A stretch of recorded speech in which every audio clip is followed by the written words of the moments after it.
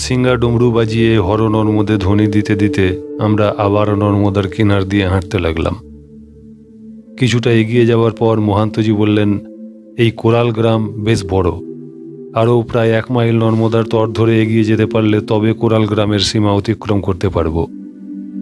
যে 4 জন লোকপালের মন্দির দেখে এলে, যাকে এক ডাকে কুবের তীর্থ বলে অভিহিত করা হয়, ওইটি ছাড়াও এখানে তট ছেড়ে কোনোটি একটু দূরে, কোনোটি বা নর্মদার গর্ভেই এরকম আশাপুরী দেবী, আদি বরাহ, ব্রহ্মপ্রসাদজ তীর্থ, মার্কণ্ডেয় তীর্থ, ভৃশ্চিশ্বর তীর্থ, পিঙ্গলেশ্বর, ঘৌরাদিত্য প্রভৃতি তীর্থ আছে। আমরা যতই হরিধামের নিকটবর্তী হব ততই ঘন ঘন তীর্থের দর্শন পাব। তীর্থময়ী নর্মদা কোটি তীর্থের স্থান। কোনো মানুষের পক্ষেই সব তীর্থের পূজা এবং পরিক্রমা সম্ভব নয়। আমরা কেবল হর নর্মদে ধ্বনি অবিরাম দিতে দিতে মায়ের জয়ধ্বনি করতে করতে এগিয়ে যাই। চলো। মহান্তজির কথা শেষ হতেই বিপুল উৎসাহে হর নর্মদে ধ্বনি দিতে দিতে আমরা এগিয়ে চললাম। আমরা যে তটরেখা ধরে চলেছি সেই পথে এতদ অঞ্চলের বহু লোকও যাতায়াত করছেন, নানা কাজে, নানা ব্যাপারে। সাধু সন্ন্যাসীদের এইরকম দল বেঁধে হর নর্মদের ধ্বনি দিতে দিতে যাতায়াত তাঁদের কাছে অত্যন্ত পরিচিত দৃশ্য। তবুও তাঁরা আমাদেরকে দেখে সশ্রদ্ধভাবে যুক্ত করে রাস্তার একধারে দাঁড়িয়ে পড়েছেন। যাঁরা সাইকেলে আরোহী তাঁরা তাদের দ্বিচক্রযান থামিয়ে রাস্তার একধারে সরে গিয়ে আমাদের যাওয়ার পথকে বাধা বন্ধহীন সুগম করে দিচ্ছেন। পরিক্রমাবাসীদের প্রতি তাঁদের এই স্বাভাবিকই শ্রদ্ধা আমাদেরকে উদ্দীপ্ত করেছে, সন্দেহ নয়। আমরা মা নর্মদাকে প্রতি মুহূর্তে স্মরণে রেখে শ্রদ্ধাপ্লুত অন্তরে এগিয়ে চলেছি। কোরাল অতিক্রম করে আমরা ওজ নামক গ্রামে এসে পৌঁছালাম। তখন বেলা 10টা বেজে গেছে।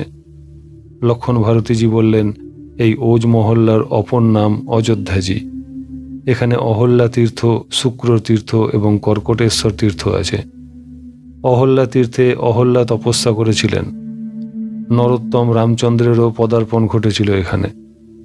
নর্মদা তটের এই স্থানে বিশেষত নর্মদার দৃশ্য তাঁকে মুগ্ধ করে। তাঁর মনে সংকল্প জেগেছিল, নর্মদা কিনারে ভি হামারি অযোধ্যা হোনি চাহিয়ে। তাঁর সেই শুভ সংকল্প থেকেই ওজ গ্রামে অযোধ্যার মতো এক পরম রমণীয় নগর গড়ে উঠেছিল। কালক্রমে তা নষ্ট হয়ে গেছে, কিন্তু অযোধ্যার স্মৃতি বহন করে ওজগ্রাম নর্মদা তটে এখনও টিকে আছে। আমরা ওজ তীর্থকে প্রণাম করে শত্রু তীর্থ এবং কোটেশ্বর তীর্থকে প্রণাম করলাম। কাশীরাজ জয়ন্ত ঘোর পাপী ছিলেন। মৃত্যুর পর তিনি কুলির পক্ষীতে পরিণত হন। গরুরের মনে ইচ্ছা জেগেছিল নর্মদার পাপনাশিনী শক্তিকে একবার পরখ করতে। কুলির পাখির মৃতদেহ নর্মদার জল স্পর্শ করার সঙ্গে সঙ্গে এক শিবলিঙ্গ প্রকটিত হয়। বিস্ময় বিমূঢ় পক্ষীরাজ ভক্তি সহকারে সেই শিবলিঙ্গের অর্চনা করেন। পরে বালখিল্য ঋষিরাও এখানে পূজা করেন। একটি মন্দিরের চত্বরে দাঁড়িয়ে মহান্তজি বললেন, এই সেই কর্কটেশ্বর মহাদেবের মন্দির। আমরা সকলেই ভক্তি ভরে প্রণাম করে প্রায় 2 মাইল হেঁটে দিলওয়ারা গ্রামে এসে পৌঁছালাম। দিলওয়ারা মহল্লায় সোমতীর্থ, চন্দ্রের তপস্যাস্থল। চাঁদদের সন্নিকটে কর্ণালী গ্রামেও চন্দ্রের তপস্যাস্থল দেখে এসেছি। তাঁর সেখানে নাম সোমেশ্বর তীর্থ। উভয় তীর্থের কাহিনী এবং মহিমা একই। দিলওয়ারা অতিক্রম করে পৌঁছালাম নাদ গ্রামে। এখানে একটি বাঁধানো ঘাটে দেখলাম একটি বিশাল লৌহদণ্ডের উপর লাল পতাকা উড্ডীন। লক্ষণ ভারতীজি বললেন, ঘাট থেকে কিছুটা উপরে উঠে গেলেই নন্দা দেবী, ভৈরব, কেদার এবং রুদ্র মহালয় নামক একটি রুদ্র মন্দির আছে। সব মিলিয়ে নাদ গ্রামের এই তীর্থকে বলা হয় নন্দতীর্থ। চাঁদদের নিকটে নন্দা হ্রদের যে বর্ণনা দিয়েছিলাম, এখানকার কাহিনীও সেই একই রকম। মা পার্বতী নন্দা দেবীর রূপ ধারণ করে মহিষাসুরকে বধ করার পর এখানে এসেও মহাদেবের অর্চনা করেছিলেন। পূজার পর পার্বতীর স্বরূপে মিলিয়ে যান। আমরা ঘাট থেকে উঠে গিয়ে প্রণাম করে এলাম। নাদ গ্রাম থেকে আরও 2 মাইল হেঁটে গিয়ে রুক্মিণী তীর্থে এসে পৌঁছালাম। মহান্তজি বললেন, এখানে শ্রীকৃষ্ণের গুণাবলী শ্রবণ করে বিদর্ভরাজ ভীষ্মকের কন্যা রুক্মিণী শ্রীকৃষ্ণের অত্যন্ত অনুরক্তা হন। কিন্তু তাঁর এই সংকল্পের চরম বিরোধী ছিলেন তারই আপন সহোদর ভ্রাতা রুক্মী। রুক্মী নিজে তো কৃষ্ণ বিদ্বেষী ছিলেনই, তার উপর অপর কৃষ্ণ বিদ্বেষী জরাসন্ধ ও শিশুপালের সঙ্গে তাঁর মিত্রতা ছিল। রুক্মী এবং জরাসন্ধের দ্বারা প্ররোচিত হয়ে ভীষ্মক শিশুপালের সঙ্গে রুক্মিণীর বিবাহ দিতে মনস্থ করেন। পিতার এই মনোগত অভিলাষ জানতে পেরে রুক্মিণী তাঁদের কুলপুরোহিতের শরণাপন্ন হন। তিনি বলেন, মা, শ্রীকৃষ্ণের মতো গুণনিধান পরমযোগী পুরুষকে পতিরূপে লাভ করতে হলে তপস্যার প্রয়োজন। বিনা তপস্যায় শ্রীকৃষ্ণের মতো স্বামী লাভ দুষ্কর কার্য। তুমি পূর্ণা তপশক্তি নর্মদা তীরে গিয়ে তপস্যা করো। কুলপুরোহিতের পরামর্শক্রমে রুক্মিণী মায়ের গোপন সমর্থনে এখানে এসে তপস্যা করেন এবং কিয়ৎকালের মধ্যে মা নর্মদার আশীর্বাদ পেয়ে ফিরে যান বিদর্ভ দেশে। এই ঘটনার কিছুদিন পরেই রুক্মিণী পিতা শিশুপালের সঙ্গে রুক্মিণীর বিবাহ দিবার আয়োজন করলে শ্রীকৃষ্ণ বিবাহ সভা থেকে রুক্মিণীকে হরণ করে নিয়ে গিয়ে দ্বারকায় তাঁকে শাস্ত্রানুসার বিবাহ করেছিলেন। এই রুক্মিণীর তীর্থে রামকেশব তীর্থ, শিব তীর্থ, চক্র তীর্থ এবং জয়বারাহ তীর্থ আছে। তার মধ্যে জয়বারাহ তীর্থ সবিশেষ প্রসিদ্ধ। রুক্মিণী তীর্থের ঘাট থেকে মিনিট 5 হাঁটার পরে আমরা জয়বারাহের মন্দিরে এসে পৌঁছালাম। ঘাটের উপরেই মন্দির। মন্দিরে একটি প্রায় 1 ফুট পরিমিত শ্বেত শিবলিঙ্গ ছাড়াও একটি নারায়ণ শিলাও আছেন। মন্দিরের মধ্যে পুরোহিত মশাই আরতি করছিলেন। তাঁর পূজার কাজ শেষ হয়েছে। আরতি শেষ করে বেরিয়ে এসে তিনি জানালেন, জয়বারাহ মাহাত্ম্যং সর্বপাপ প্রণাশনম। মহামুনি মার্কণ্ডেয় বলেছেন, উদ্ধৃতা জগতি যেন সর্বদেব নমস্কৃতা, লোকানুগ্রহ বুদ্ধ্যা চ সংস্থিত নর্মদা তটে। অর্থাৎ এই পরম শোভন জয়বারাহ তীর্থ সর্বপাপ প্রণাশন। যিনি ত্রিলোকের প্রতি অনুগ্রহ বুদ্ধিতে সর্বদেব নমস্কৃতা পৃথিবীকে উদ্ধার করেছিলেন, সেই বরাহদেব এখানে অবস্থান করছেন। পুরোহিতজি শিবলিঙ্গের পার্শ্বস্থিত গরুর আসনে শায়িত একটি প্রায় 5 ইঞ্চি দীর্ঘাকৃতি নারায়ণ শিলা হাতে নিয়ে বললেন, এই নারায়ণ শিলার নাম জয়বারাহ। এই জয়বারাহ ছাড়াও আরও 3 রকম বরাহ শিলা হয়, যথা ভূবরাহ, ধরণীধর বরাহ এবং লক্ষ্মী বরাহ। প্রত্যেক স্ব নামাঙ্কিত শিলার চক্র ও চিহ্ন আলাদা আলাদা। এই জয়বারাহ শিলার শাস্ত্র বর্ণিত লক্ষণ হল ঊর্ধ্বং মুখং বীজানিয়াত বারাহং হরিরূপিণম কামদম মোক্ষদং চৈব অর্থদঞ্চ বিশেষতঃ বারাহং শক্তিলিঙ্গন্তু চক্রে চ বিষমে স্থিতে ইন্দ্রনীল নিভং স্থূলং ত্রিরেখা লাঞ্ছিতং শুভং। আপনারা পরিক্রমাবাসী বলে আপনাদেরকে হাতে করে দেখাচ্ছি। ভগবানের শিলামূর্তির দিকে তাকিয়ে দেখুন। শিলার উপরিভাগে মুখ, উপরে ও নিচে 2টি চক্র এবং 3টি ইন্দ্রনীল বর্ণের লম্বা লম্বা রেখা টানা আছে। বরাহদেব যখন জলমগ্ন পৃথিবীকে উদ্ধার করে এখানে এসে বিশ্রাম করেন, তখন নর্মদা হতে এই শিলা এবং শিবলিঙ্গ একই সঙ্গে প্রকটীভূত হয়েছিলেন। শিবলিঙ্গের দিকে ভালো করে দৃষ্টিপাত করে দেখুন, শিবলিঙ্গের মধ্যেও 3টি ইন্দ্রনীল বর্ণের রেখা বর্তমান। আমরা সকলে প্রণাম করে সিংহা ডমরু বাজাতে জয়বরাহের মন্দির পরিক্রমা করতে লাগলাম। 3 বার পরিক্রমা করে আবার নর্মদা তটের রাস্তা ধরে পশ্চিম মুখে হাঁটতে লাগলাম। আমাদের বাম দিকে রয়েছে নর্মদার জলপ্রবাহ, ডান দিকে রয়েছে বহু সম্ভ্রান্ত পল্লী। নর্মদা যেন উপর দিক থেকে সোজা ঢালু হয়ে নিচে নেমে যাচ্ছে। স্থির দৃষ্টিতে লক্ষ্য করলে নর্মদার প্রবাহকে এই রকমই মনে হচ্ছে। প্রায় 3 মাইল হেঁটে যাওয়ার পর আমরা ধর্মশালা নামক এক মহল্লাতে এসে পৌঁছালাম। এখানে এই ঘাটের উপরে এক শিব মন্দির। ঘাটে পল্লীর অনেক লোকজন স্নান তর্পণাদি করছেন। বেলা 12টা বেজে গেছে। লক্ষণ ভারতীজি বললেন, এইখানে আমরা স্নান করে নিব। এই ঘাট হলো বিখ্যাত অশ্মাহক তীর্থ। সুপ্রসিদ্ধ পিতৃতীর্থ হিসাবে এই স্থানের বিশেষ মর্যাদা। আজ 1361 সালের 8ই কার্তিক। আপনারা স্নানাদি সারতে থাকুন। আমি জনাচারেককে সঙ্গে নিয়ে কিছু আটা সংগ্রহের জন্য পল্লীর ভিতরে কিছুটা ঘুরে আসছি। এই বলে তিনি চলে গেলেন। ঘাটে স্নানরত একজন লোককে মহান্তজি জিজ্ঞাসা করলেন, ঘাট মে ইতনা কাফি ভিড় কিউ? লোকটি বলল, अमावस्या की ख्याति में अमा हक में लोगों ने स्नान तर्पण आदि के लिए आए। अश्विन महीना के 10 तारीख में इधर 50,000 आदमी आए थे। समूचा आदमी महालय की पार्वन श्राद्ध किए थे। ये अमाहक तीर्थ गया जी से भी प्रसिद्ध है। আমাদের দলের নাগারা ইতিমধ্যে জলে নেমে স্নান করতে আরম্ভ করেছেন। অনেকে স্নান করে উঠে হাত পা মুছছেন। মহান্তজি আমাকে বললেন, এই অসমাহক তীর্থ শ্রেষ্ঠ পিতৃতীর্থ, সন্দেহ নাই। তুমি স্নান করতে জলে নেমে পড়ো, অতি অবশ্যই তর্পণ করবে পিতা ও পিতৃপুরুষদের উদ্দেশ্যে। আমাদের যাত্রা করতে দেরি হয়ে যাচ্ছে কিনা তা তোমার বিচারের প্রয়োজন নাই। চলতি ভাষায় অসমাহক তীর্থকে এখানকার লোক অমাহক বলে। পথে যেতে যেতে তোমাদের কাছে এই তীর্থের মহিমা বর্ণনা করব।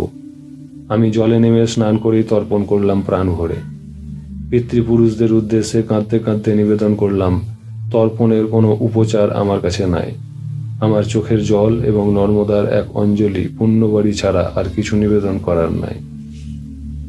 কাঁদতে কাঁদতে উঠে এলাম ঘাট থেকে। মন্দিরে এসে দেখি মহান্তজি সহ সকলেরই স্নান হয়ে গেছে। লক্ষণ ভারতীজি কোথা থেকে 10-12 কিলো আটা সংগ্রহ করে এনেছেন। প্রত্যেকের ঝোলাতে তা অল্প অল্প করে ভরে ফেলেছেন। আমারই তর্পণাদি সেরে আসতে দেরি হয়েছে। মন্দিরে প্রণাম করে আবার সিঙ্গাডমরু বাজাতে বাজাতে যাত্রা শুরু হয়ে গেল।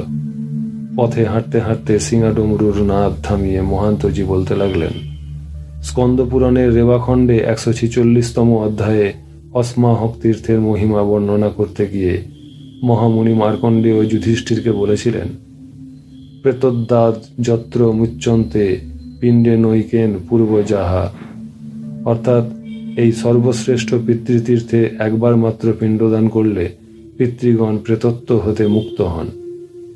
সপ্তসাগর ও সপ্রয়াগ পুষ্কর তীর্থ একত্রিত হলেও অসমাহকের তুল্যতা প্রাপ্ত হয় না। সোম যে বিখ্যাত সোমনাথ প্রতিষ্ঠা করেছেন, সেখানে চন্দ্রগ্রহণে যে ফল লাভ হয়, অস্মারক তীর্থেও মানুষ তার তুল্য ফল লাভ করে। মাসান্তে পিতর নৃণাং বিক্ষন্তে সন্ততিং সকাম কশ্চিদস্মৎ কুলে হস্মাকং পিণ্ডমত্র প্রদাস্যতি। মাসান্তে পিতৃপুরুষগণ স্ব স্ব সন্ততির মুখপানে দৃষ্টিপাত করে মনে মনে ভাবেন, আমাদের কুলের কোনো লোক এই তীর্থে এসে পিণ্ডদান করবে।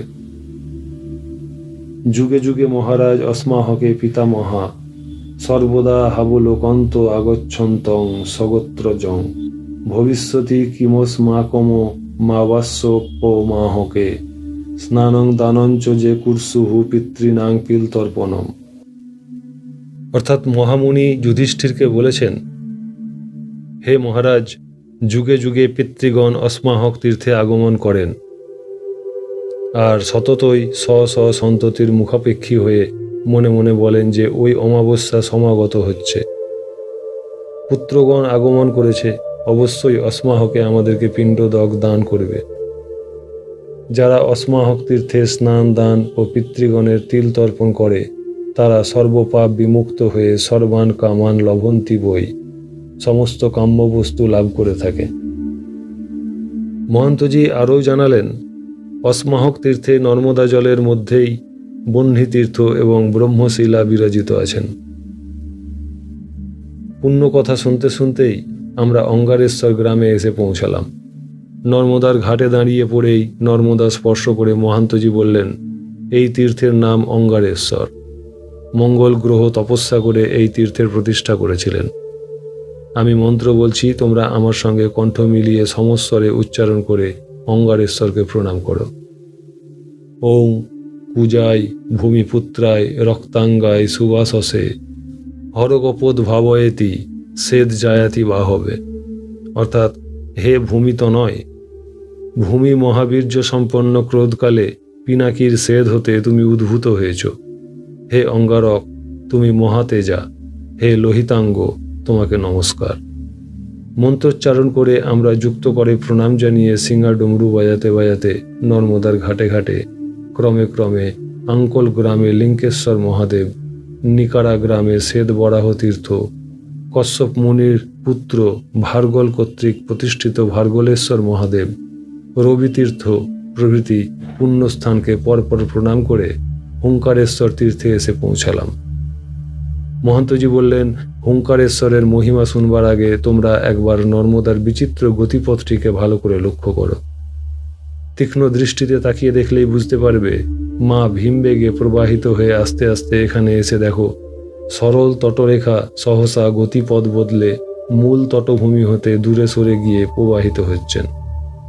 আর পশ্চিম দিক দেখো, সরল তটরেখা সহসা গতিপথ বদলে মূল তটভূমি হতে দূরে গিয়ে প্রবাহিত হচ্ছেন। মূল নর্মদার ধারা কল্হরীনাথ বা গঙ্গনাথের সন্নিকটে ব্যাসের বেটে যেমন দেখেছিলে, সেই রকমভাবে দ্বিধা বিভক্ত হয়ে এখানেও দ্বীপের দুধার দিয়ে বয়ে চলেছেন। সমুদ্রে মিলিত হওয়ার জন্য বেটির যেন আর তর সইছে না। ওই দ্বীপটিই মূলত শুক্লতীর্থ। আর মাইলখানেক গেলেই আমরা সেখানে গিয়ে উপস্থিত হব। গিয়ে পৌঁছে মা নর্মদার যেমন দয়া হবে তেমনি দেখব। এই গতিপথের আকস্মিক বৈচিত্র্য স্মরণে রেখে এবার এই হুঙ্কারেশ্বর তীর্থের কথা শোনো। প্রাচীনকালে কিছু বেদজ্ঞ ব্রাহ্মণ এইখানে থেকে বেদ পাঠ এবং তপস্যা করতেন। একদিন প্রাতঃসূর্যের উদয়কালে সেই বেদজ্ঞ ব্রাহ্মণরা যখন ভর্গস্তব পাঠ করে যজ্ঞানুষ্ঠানের আয়োজন করেছেন, তখন মা নর্মদার ইচ্ছা হলো এই বেদজ্ঞ ক্রোধ জয় করেছেন কিনা তা একবার পরীক্ষা করে দেখতে। হঠাৎ নর্মদার জল বাড়তে লাগলো। জল বাড়তে বাড়তে ব্রাহ্মণদের যজ্ঞপাত্র, কমণ্ডলু আদি সব কিছু ভেসে গেল। বেদ গ্রন্থগুলি যে যার হাতে নিয়ে তাঁরা বেদোক্ত মন্ত্র সকল আর্তস্বরে পাঠ করতে লাগলেন। তাঁদের হাঁটু পর্যন্ত ধীরে ধীরে জলে ডুবে গেল। সহসা দৈববাণীর মতো মহাদেব নেপথ্যে হুঙ্কার দিলেন। ভয়ঙ্কর হুঙ্কার ধ্বনির সঙ্গে সঙ্গে নর্মদা এক ক্রোশ দূরে সরে গেলেন। সেই থেকে এই স্থান পবিত্র হুঙ্কার স্বামী বিষ্ণু তীর্থ নামে প্রসিদ্ধ হয়েছে। আমরা হুঙ্কার তীর্থে প্রণাম করে 12 মিনিট হেঁটে শুক্ল তীর্থে এসে পৌঁছে গেলাম। পৌঁছেই মহান্তজি নিজেও ভুলুণ্ঠিত হয়ে প্রণাম করলেন। আমাদেরকেও প্রণাম করতে বললেন। সামনেই নর্মদার বেট। হুঙ্কারেশ্বর তীর্থে দাঁড়িয়ে দ্বীপের মতো যে স্থানটিকে শুক্ল তীর্থ বলে অনুমান করেছিলাম, এখানে পৌঁছে দেখলাম তটের উপরেই শুক্ল তীর্থ। নর্মদার বেটে অর্থাৎ মধ্যভাগে ভারত প্রসিদ্ধ কবির বট বর্তমান। ওই গাছ ছাড়াও আরও কতকগুলি বড় বড় বট গাছ আছে। এই গাছগুলি কলিকাতার সন্নিহিত শিবপুরের বোটানিক্যাল গার্ডেনের বট গাছের মতো বড়। এইগুলির প্রত্যেকটির ছায়ায় 15-20 হাজারের বেশি লোক বসতে পারে। ওই গাছগুলির অবস্থানের জন্য নর্মদা সেগুলিকে ঘিরে দুভাগে প্রবাহিত হয়ে গেছেন। দূর থেকে দ্বীপের মতো দেখাচ্ছে। একেই সাধারণত নর্মদার বেট বলা হয়। আমরা বেলা 2টায় এসে পৌঁছেছি। পৌঁছেই লক্ষণ ভারতীজি আমাদেরকে নিয়ে গেলেন একটি সংস্কৃত টোল বাড়িতে। চারপাশে ব্রাহ্মণ পল্লী। মহান্তজি বললেন, এই ব্রাহ্মণ পল্লীতে অনেক বড় বড় সংস্কৃত পণ্ডিতদের বাস। সংস্কৃত চর্চার প্রাধান্য এখানে বেশি। আমাদের ভাগ্য ভালো, আর 2 দিন পরে পূজার ছুটি শেষ হলে আমাদের থাকতে অসুবিধা হতো। পরিক্রমাবাসীদের সিঙ্গা, ডমরু এবং হরনর্মদে ধ্বনি শুনেই অনেক ব্রাহ্মণ পণ্ডিত আমাদের কাছে এসে উপস্থিত হয়েছেন। তাঁরা মহান্তজিকে আহ্বান জানিয়ে তাঁর কিছু বলার আগেই সংস্কৃত টোল গৃহ খুলে দিলেন। পরপর 10খানা ঘর নিয়ে এই টোল। টোলগৃহটির চতুর্দিকে ফুলের গাছ, বিল্ল, দারিম্ব, যজ্ঞডুমুর, শমী বৃক্ষ এই পল্লীর চারদিকে অপূর্ব শোভা বৃদ্ধি করেছে। 4-5টা নারকেল গাছও এখানে দেখলাম। এক বৃদ্ধ পণ্ডিত এসে মহান্তজির হাতে একটি শশিস ডাবসহ কিছু ফল ভেট দিয়ে সংস্কৃত মন্ত্র উচ্চারণ করতে করতে পরিক্রমাবাসীদের আহ্বান জানালেন এবং বললেন, এই শুক্ল তীর্থের পল্লীতে দুধের অভাব নেই। এখানে প্রত্যেক গৃহেই 30-40টা করে দুগ্ধবতী গাভী আছে। শুনে সুখী হবেন, এখানে 2টি কামধেনুও আছে। তাদের নিত্য সেবা পূজা শাস্ত্রবিধি অনুসারে হয়ে থাকে। প্রচুর পরিমাণে দুধ এবং মন্ডাতে যদি আপনাদের অসুবিধা না হয়, তাহলে দয়া করে আমাদের ভিক্ষা গ্রহণ করতে অনুমতি হয়। মহান্তজি সম্মতি দিতেই তিনি হর্ষধ্বনি করে চলে গেলেন। টোলগৃহের মধ্যে ঢুকে দেখি ইতিমধ্যেই লক্ষণ ভারতীজির ব্যবস্থাপনায় প্রত্যেকটি প্রশস্ত ঘরে কে কোথায় থাকবেন তার ব্যবস্থা করে ফেলেছেন। মহান্তজি সর্বপ্রথম আমাদেরকে সঙ্গে নিয়ে নর্মদা স্পর্শ করিয়ে এনে মন্দির সন্নিহিত একটি কূপের কাছে এনে দাঁড় করালেন। কূপটির পাশেই তামার একটি প্রকাণ্ড ওং চিহ্ন মোটা লোহার দণ্ডে সুপ্রথিত আছে। গোটা দণ্ডটি সিন্দুর লিপ্ত। আমাদেরকে দেখে একজন 50-60 বৎসর বয়স্ক শিখা উপবিধারী ব্রাহ্মণ সেখানে এসে উপস্থিত হলেন। তাঁর হাতে কালো, লাল এবং হরিদ্রা বর্ণের 3টি সুতার লাটাই। তিনি আমাদেরকে শোনাতে लगलेन, प्राचीन काल में इक्ष्वाकु कुलोत्पन्न अवंती नरेश राजर्षि चाणक्य बड़े ही बुद्धिमान तथा पराक्रमी थे। उन्होंने प्रतिज्ञा करी थी कि जिस समय कोई मुझे धोखा दे देगा उसी समय मैं अपने प्राणों का परित्याग कर दूंगा। इस पर अनेक देवताओं ने उन्हें धोखा देने की चेष्टा की, किंतु वो सफल न हो सके। सुंद उपसुंद नाम के 2 भाई दैत्य को बारे में आप लोग पढ़े होंगे। उन दैत्यों ने किसी प्रकार महाराज चाणक्य को धोखा दिया। अब महाराज को प्राण त्यागना ही था, किंतु ये ऐसे तीर्थ में प्राण त्यागना चाहते थे जहाँ प्राण त्यागने से मुक्त हो। उन्होंने धर्मराज से इस बात की जिज्ञासा की। धर्मराज ने बताया, जिस तीर्थ में कालसूत शुक्ल वर्ण का हो जाए वही मरने से मुक्ति होगी। ये सुनकर महाराज भेला में चढ़कर अनेक तीर्थ में गए, किंतु भेला की कृष्ण रज्जु शुक्ला नहीं हुआ। चलते चलते महाराज जब रेवा किनारे इस तीर्थ में आए, वो काला रज्जु शुक्ल वर्ण हो गए। नीलं रक्तं तदभवन मेचकं जद्धि सूत्रकं शुद्ध स्फटिक संकासं दृष्टा रज्जुं महामतिः आप्लुत्तो विमले तोये गता हसो वैष्णवं पदं। अभी से ये शुक्ल तीर्थ के नाम से विख्यात हुआ। এই বলে সেই ব্রাহ্মণ তাঁর হাতের লাটাই হতে পরপর কৃষ্ণবর্ণ, রক্তবর্ণ এবং হরিদ্রা বর্ণের সুতা কূপের মধ্যে নামিয়ে দিলেন। প্রত্যেক সুতার অগ্রভাগে একটি করে গুটকা বাঁধা আছে। সুতাগুলি যখন টেনে তুললেন তখন অবাক হয়ে দেখলাম সব বরণের সুতাই সাদা হয়ে গেছে।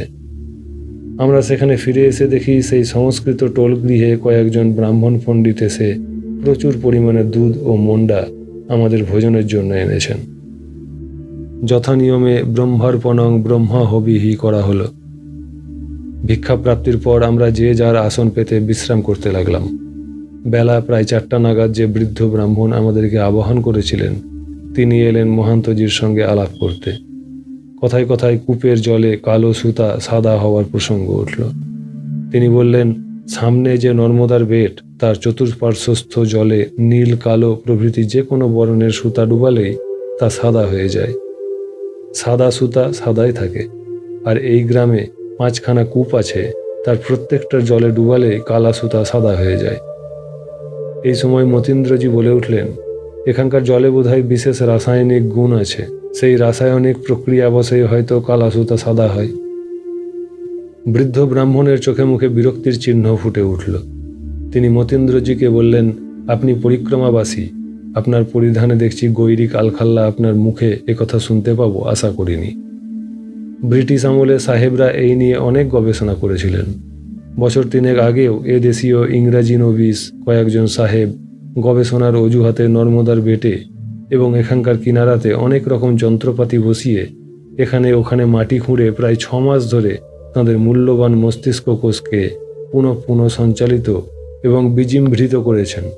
কিন্তু কালো সুতো এখানকার জলে ডুবলে কেন সাদা হয়ে যায় তার কার্যকারণ কিছুতেই নির্ণয় করতে পারেননি। এ হলো এই নর্মদা তীর্থের মহিমা।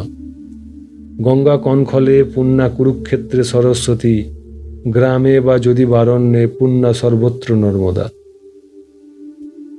তথাপি এই শুক্ল তীর্থে মা নর্মদার পুণ্যবাড়ির প্রভাব সবচেয়ে বেশি।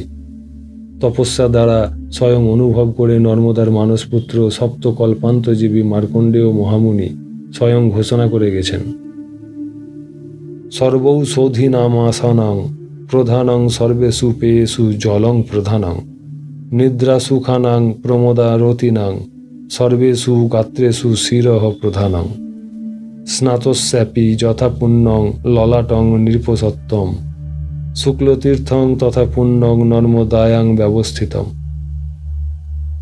অর্থাৎ যেমন ভোজ্য বস্তুর মধ্যে ঔষধি প্রধান, পানীয়র মধ্যে জল প্রধান, সুখ সমূহের মধ্যে নিদ্রা সুখ শ্রেষ্ঠ, রতির মধ্যে প্রমোদারতি উত্তম, দেহাবয়ব মধ্যে মস্তক সর্বোত্তম এবং যেমন স্নাত ব্যক্তির ললাট অতি পবিত্র, তেমনি এই নর্মদাস্থিত শুক্ল তীর্থ পুণ্যতম। মহান্তজি মতীন্দ্রজিকে দেখিয়ে তাকে জানালেন, আমার এই নাগা শিষ্য মা নর্মদার পুণ্য মহিমায় গভীর আস্থা রাখে।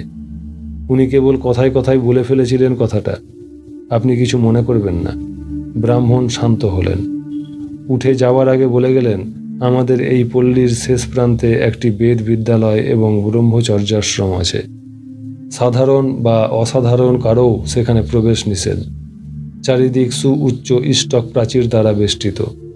এই গ্রামেরই একজন বেদজ্ঞ অগ্নিহোত্রী ব্রাহ্মণ জ্যোতিধর্ম গ্রহণ করে ব্রাহ্মণ বালকদের ব্রহ্মচর্য শিক্ষা, নিত্য হবনাদি ক্রিয়া এবং বেদ পাঠের শিক্ষা দিচ্ছেন। প্রায় 21 জন ব্রাহ্মণ বালক সেখানে অহরাত্র বাস করে। এই পল্লীরও কয়েকজন বালক সেখানে থাকে। গুজরাট সরকার ওই বিদ্যালয়ের সমূহ ভার বহন করে থাকে। সন্ধ্যার প্রাক্কালে এই টোল গৃহে বসেই তাদেরকে দেখতে পাবেন। তারা বেদমন্ত্র উচ্চারণ করতে করতে নর্মদাতে স্নান করতে আসবে। সে সময় এই পল্লীর মায়েরাও তাদেরকে দর্শন করার জন্য গৃহদ্বারে এসে দাঁড়িয়ে থাকবেন।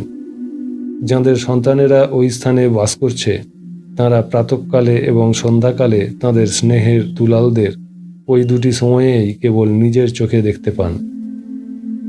বৃদ্ধ ব্রাহ্মণ চলে গেলেন। আমরা সেই সব বেদপাঠী বাল ব্রহ্মচারীদেরকে দর্শন করার জন্য অধীর আগ্রহে প্রতীক্ষা করতে থাকলাম। প্রায় 5:30টার সময় বেদধ্বনি শুনে আমরা সচকিত হয়ে উঠলাম।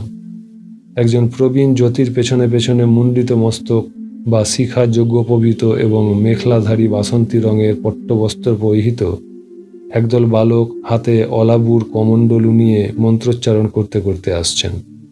ওম আপ্যায়ন্তু মমাঙ্গানি বাক প্রাণশ্চক্ষু শ্রোত্রমথ বলমিন্দ্রিয়ানি চ সর্বাণি সর্বং ব্রহ্মোপনিষদম মাহহং ব্রহ্ম নিরাকুর্যাং মা মা ব্রহ্ম নিরাকবৎ অনিরাকারমস্তু অনিরাকারণং মেহস্তু তদাত্মনি নিরতে য উপনিষৎসু ধর্মান্তে ময়ী সন্তু তে ময়ী সন্তু হর নর্মদে।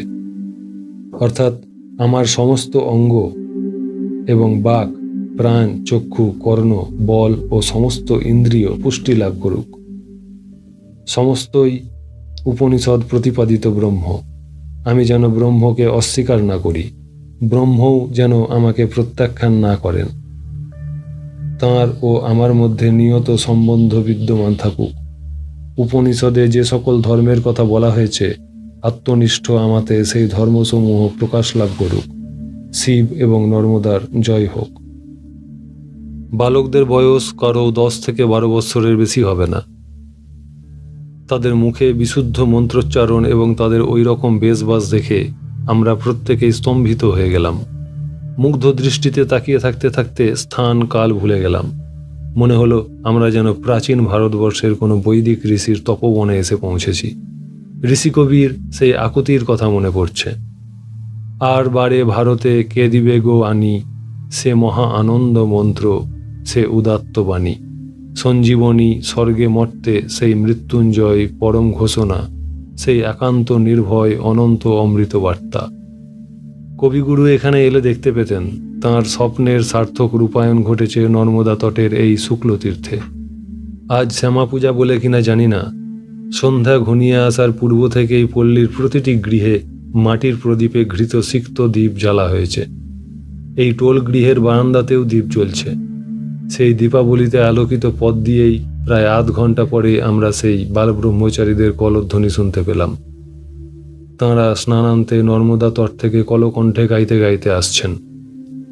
নাস্থি লোকেষু তত্তীর্থং পৃথিব্যাং জন্নরেশ্বর শুক্লতীর্থেন সদৃশমুপমানেন গীয়তে শুক্লতীর্থং মহাতীর্থং নর্মদায়াং ব্যবস্থিতম প্রাণ্ডদক প্রবণে দেশে মুনিসংঘ নিষেবিতম বৈশাখে চ তথা মাসি কৃষ্ণপক্ষে চতুর্দশী কৈলাসাদুময়া সার্ধং স্বয়মায়াতি শঙ্করঃ মধ্যাহ্ন সময়ে নাত্তা পশ্চতাত্তানমত্তনা ব্রহ্ম বিষ্ণীন্দ্র সহিত শুক্লতীর্থে সমাহিতঃ। তাঁরা টোল গৃহের সীমানা অতিক্রম করে যেতেই মহান্তজি বললেন, এই শ্লোক রেবাখণ্ডের 156তম অধ্যায়ে আছে। মহামুনি মার্কণ্ডেয় যুধিষ্ঠিরের কাছে শুক্লতীর্থের মহিমা বর্ণনা করতে গিয়ে বলছেন, পৃথিবীতে এমনকি ত্রিলোকে এমন কোনো তীর্থ নয় যা শুক্লতীর্থের সমান সাদৃশ্য লাভ করতে পারে। শুক্লতীর্থ মহাতীর্থ। এ তীর্থ নর্মদা তীরে অবস্থিত এবং প্রাণ্ডদক প্লব অর্থাৎ প্রলয়ের পূর্ব হতে বর্তমান। ঋষি সংঘ সতত এই তীর্থের সেবা করে থাকেন। বৈশাখ মাসের কৃষ্ণ চতুর্দশী দিনে মহাদেব কৈলাস হতে উমার সঙ্গে এখানে এসে ব্রহ্মা, বিষ্ণু এবং ইন্দ্রের সঙ্গে সমাহিত চিত্তে মধ্যাহ্নকালে স্নান করে থাকেন। সন্ধ্যা হয়েছে, এখন সন্ধ্যা 6:15। শুক্লতীর্থের প্রতি গৃহেই শঙ্খধ্বনি হচ্ছে। মহান্তজি বললেন, আমার সঙ্গে যার এখন স্নান করতে ইচ্ছা হয় আসতে পারো, আমি নর্মদাতে স্নান করব। তাঁর সঙ্গে আমরা 10 জন স্নান করতে গেলাম। শুক্লতীর্থে সান্ধ্য স্নান সেরে এসে আমরা সন্ধ্যা করতে বসলাম। সান্ধ্য জপাদি যখন শেষ হলো তখন রাত্রি 10টা বেজেছে।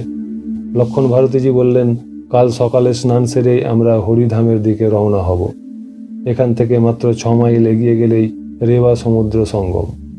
শৈলেন্দ্র নারায়ণ, মতীন্দ্র, রতন ভারতী প্রভৃতি যারা এই জীবনে প্রথম রেবা সমুদ্র সঙ্গম দর্শন করবে, তোমরা সেখানকার গভীর ও গম্ভীর দৃশ্য দেখে বিহ্বল হয়ে যাবে। দেখবে যে নর্মদাকে অমরকণ্টকের উদ্গম মন্দির হতে এতকাল এত বিচিত্রভাবে বিচিত্র গতিতে দেখতে দেখতে এলে, তিনি সমুদ্রের সঙ্গে কি বিশাল বিস্তার নিয়ে সুন্দর ভয়ঙ্করী কেমন কল্লোলময়ী রূপ নিয়ে মিলিত হয়েছেন। আগামীকাল প্রাতঃকালে প্রভাত সূর্য তোমাদের জীবনে এক নতুন তাৎপর্য বহন করে উদিত হবেন। কাজেই আজ আর অধিক রাত্রি করে লাভ নাই। মা নর্মদাকে প্রণাম করে শুয়ে পড়া যাক। কথাগুলি বলতে বলতেই তিনি শুয়ে পড়লেন।